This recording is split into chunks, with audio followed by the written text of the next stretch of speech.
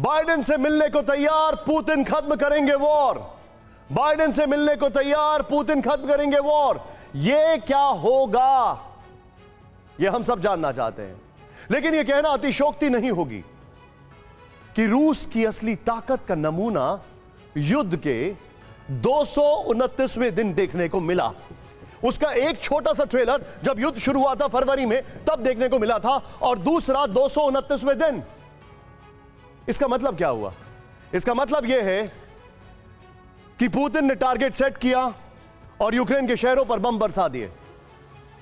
पिछले 2 दिन से रूस लगातार यूक्रेन पर जबरदस्त तरीके से एयर स्ट्राइक कर रहा है। जंग में यूक्रेन की सारी बढ़त को झटके में खत्म कर दिया। एयर डिफेंस के सायरन कीव से लेकर माइकोलीव तक बज रहे थे। सबसे बड़ी बात यह है कि रूस की मिसाइलें यूरोपीय देशों के आसमान से उड़ते हुए कई देशों के एरियल रूट को बाईपास करते हुए यूक्रेन को तबाह कर रही हैं, और जवाब में यूरोपीय देश ऐसे कोशिशों की सिर्फ निंदा ही कर पा रहे हैं। ये जूस और आइसक्रीम शॉप चलाते हैं और हर महीने 3 लाख तक कमाते हैं। आपको शुरू करना है, इनसे सीखना है, तो फ्रीडम ऐप को अभी डाउनलोड कीजिए। मोल्डोवा, सोचिए जरा, मोल्डोवा जैसा यूरोपीय देश रूस को वार्निंग देने के अलावा कुछ नहीं कर पाता है, तो यूक्रेन और यूरोप के लिए फिक्र बड़ी हो जाती है। सवाल ध्यान से देखिए, ये सवाल बहुत बड़े हैं। क्या रूस अब तक जानबूझकर यूक्रेन के शहरों को टारगेट नहीं कर रहा था? क्या रूस ने बता दिया कि वो जब चाहे, जहां चाहे यूक्रेन में अटैक कर सकता है? क्या रूस ऐसा कुछ कर सकता है कि जब चाहे यूरोप के ऊपर से मिसाइल उड़ा दे, किसी भी यूरोपियन कंट्री के एयर स्पेस को वायलेट कर दे? सोचिए, यह वही रूस है जिसने कैस्पियन सी से मिसाइल उड़ाकर सीरिया में अटैक किया था और पूरे यूरोप में हंगामा मच गया था। पेंटागन में चर्चा हुई थी कि हमारे एयर डिफेंस रूस के बैलिस्टिक मिसाइल को नहीं पकड़ पा रहे। वो दौर अलग था, कैस्पियन सी से सीरिया पर अटैक हुआ था। क्या पूरा यूरोप रूस की जद में है? क्या पूरा यूरोप खुद को रूसी मिसाइलों से कभी नहीं बचा सकता? आज हम इन सवालों के जवाब तलाशेंगे, लेकिन सबसे पहले कीव में तबाही की फिर से वो 5 बड़ी तस्वीरें जो बताने के लिए काफी हैं कि रूस की आर्टिलरी माइट है क्या, और यूक्रेन को जब चाहे, जहां चाहे रूस कैसे झटके में बर्बाद कर सकता है। इन तस्वीरों को दिखाने हम जा रहे हैं आपको, जरा ध्यान से देखिए। वो 5 तस्वीरें आपको बताएंगी कि आखिर रशियन मिलिट्री, और अभी तो सैटर्न का इस्तेमाल तक नहीं किया है, सोचिए, सरमद का इस्तेमाल नहीं किया है, स्कैंडर बस चल रहा है। ध्यान से देखिए, रूस ने कल यूक्रेन पर 2 घंटे तक एयर स्ट्राइक की। रूस ने टारगेट करके ज़ेलेंस्की के दफ्तर पर मिसाइल अटैक किया।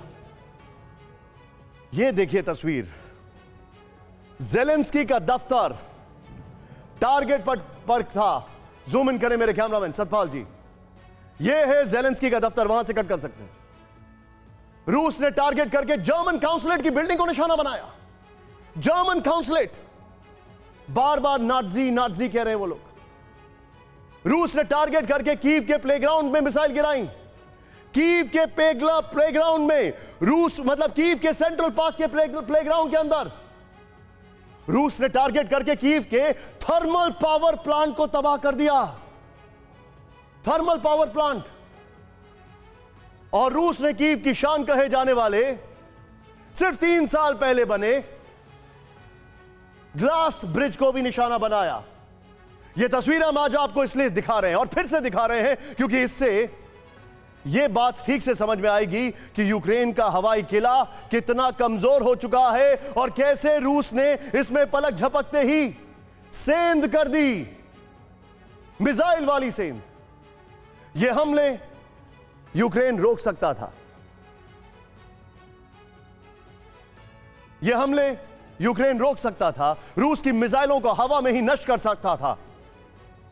ध्यान से देखिएगा आप, कीव मिसाइल हमले से बच जाता अगर यूक्रेन मजबूत एयर डिफेंस सिस्टम से लैस होता। अगर रूस ने कल 80 से ज्यादा क्रूज मिसाइलें दागी, 80 से ज्यादा, 24 ड्रोन अटैक किए। यूक्रेन ने आधे मार गिराने का दावा किया है, लेकिन असल में कीव की सबसे बड़ी कमजोरी यही है कि उसके पास मजबूत एयर डिफेंस की कमी है। यूक्रेन का कमजोर एयर डिफेंस सिस्टम, यूक्रेन का कमजोर एयर डिफेंस सिस्टम। यूक्रेन के पास S-300 air defence missile system है, बैलिस्टिक क्रूज मिसाइल ध्वस्त करने के लिए S-300। मुश्किल यह है कि शहरों से काफी दूर, यस, शहरों से काफी दूर, यह है वो S-300 यानी S-400 का छोटा भाई जो भारत के पास है, उसका छोटा भाई। लेकिन दिक्कत यह है कि यह शहरों से काफी दूर तैनात है। बड़ी बात क्या है, यूक्रेन के पास मिड रेंज सिस्टम SA-11 बक, जिससे कई सारी मिसाइलें निकलती हैं। मुश्किल यह है कि S-11 बक की फ्रंट लाइन पर तैनाती है। Limited long range high precision system, रूसी हमलों को देखते हुए कहीं ज्यादा की आवश्यकता है, यह यूक्रेन को समझ में आ गया है। ये जूस और आइसक्रीम शॉप चलाते हैं और हर महीने 3 लाख तक कमाते हैं। आपको शुरू करना है, इनसे सीखना है, तो फ्रीडम ऐप को अभी डाउनलोड कीजिए।